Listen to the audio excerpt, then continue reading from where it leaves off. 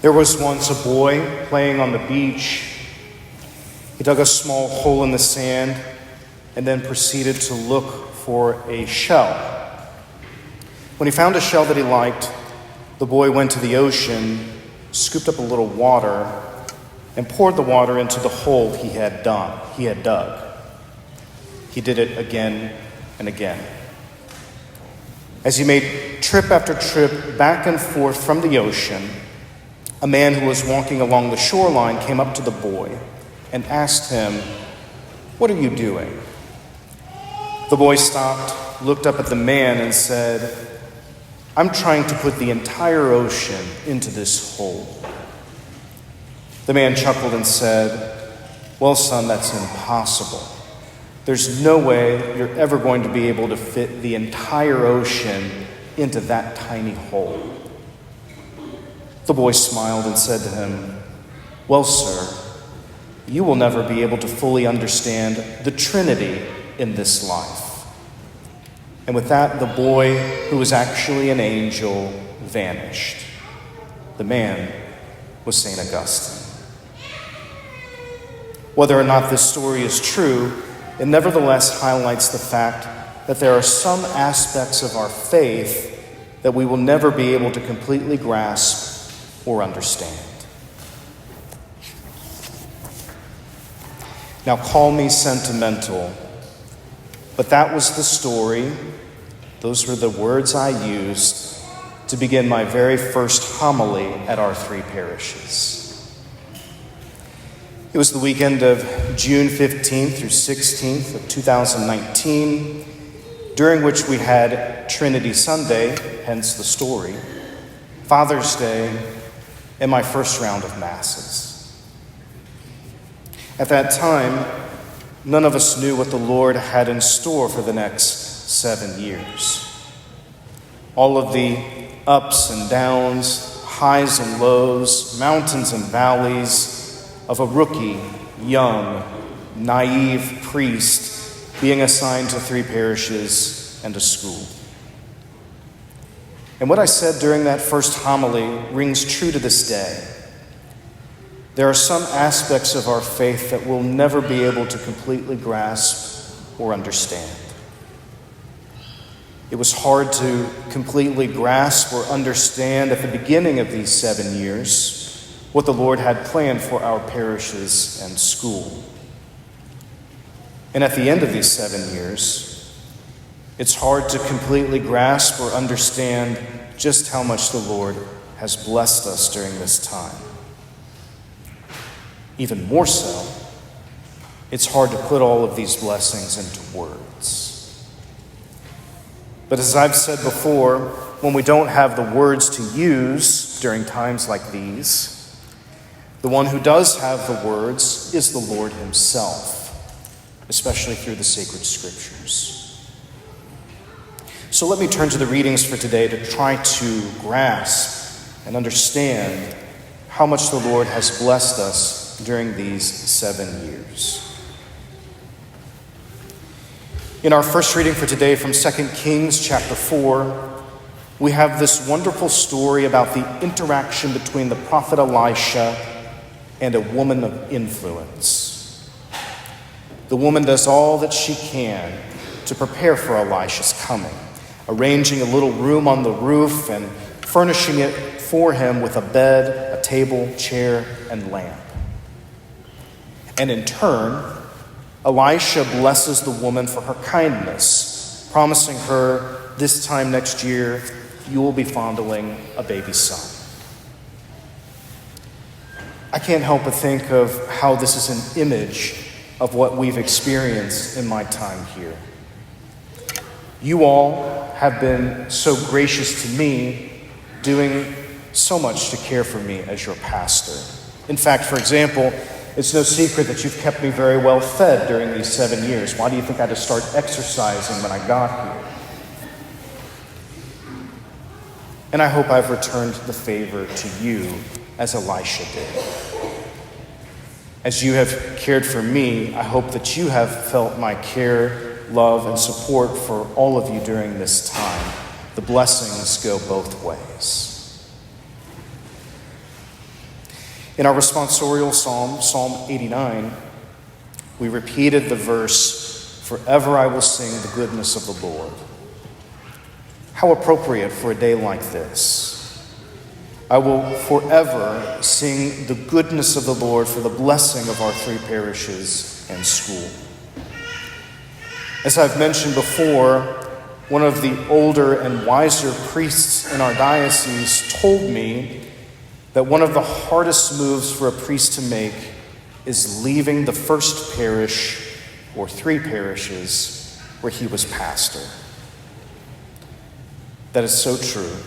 And although in many ways it's difficult to leave, I will forever sing the goodness of the Lord in thanksgiving that we got to spend 7 years together here in Northeast Arkansas. In our second reading for today, we have a classic reading from Romans, where St. Paul tells us that we who have been baptized into Christ's death are also baptized into his resurrection. This reading is one that I often like to use for funerals, as there's so much baptismal imagery in a Catholic funeral. The holy water at the beginning reminds us of the waters of baptism. The cloth that's placed over the casket reminds us of our baptismal garment. And the Easter candle being lit reminds us of the light of Christ we received at baptism. In considering this reading for today, I can't help but think of all of the sacraments we've celebrated together, from womb to tomb, as they used to say in the seminary.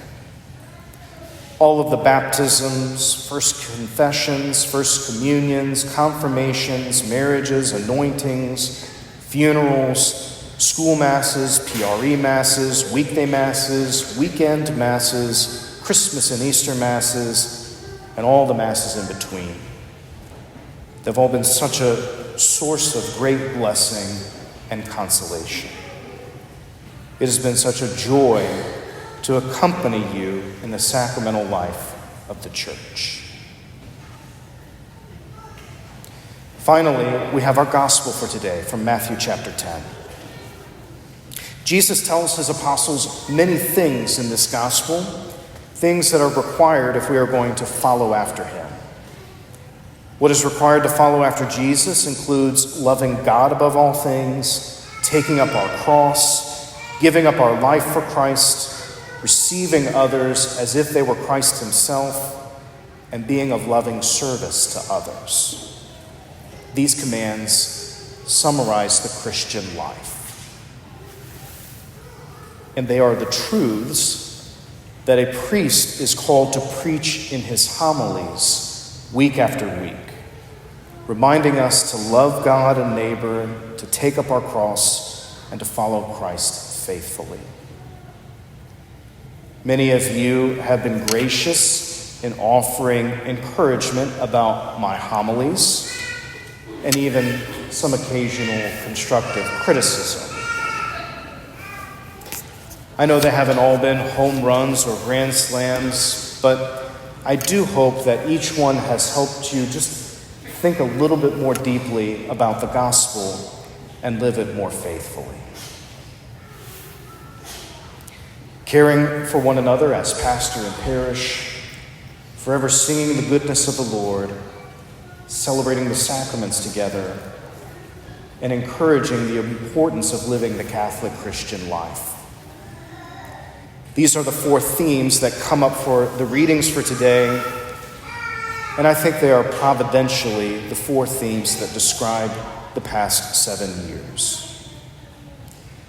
As that little boy taught St. Augustine, there are some aspects of our faith that we'll never be able to completely grasp or understand. And today we've at least tried to grasp and understand how the Lord has been with us during this blessed time. And looking towards the future, I have every confidence that Father Sammy will do these same things for you. And I know that you will be gracious in loving, supporting, and caring for him as your new pastor. Let me conclude with how I've done so over the past couple of months. And I know it's kind of cliche, and many of you have already heard this, but it really does express my sentiments as I conclude my time as your pastor. First of all, thank you. Thank you for a wonderfully blessed 7 years here in Pocahontas, Engelberg, and Corning. Thank you for caring for me and for teaching me how to be your priest and pastor.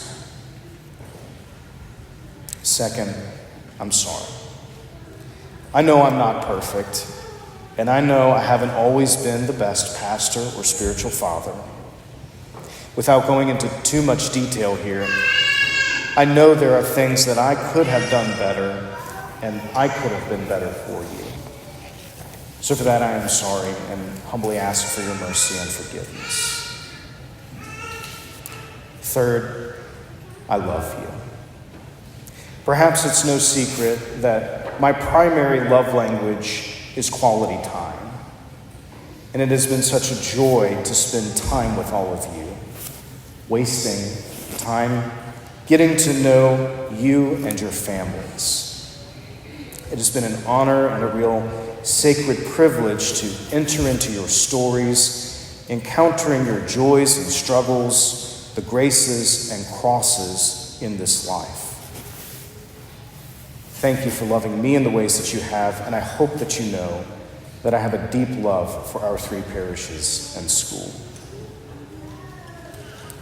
Thank you for a wonderfully blessed 7 years as your pastor. I'm sorry for the ways I've fallen short, and I love all of you with all my heart. As I conclude my time as your pastor, I won't say goodbye, just see you later.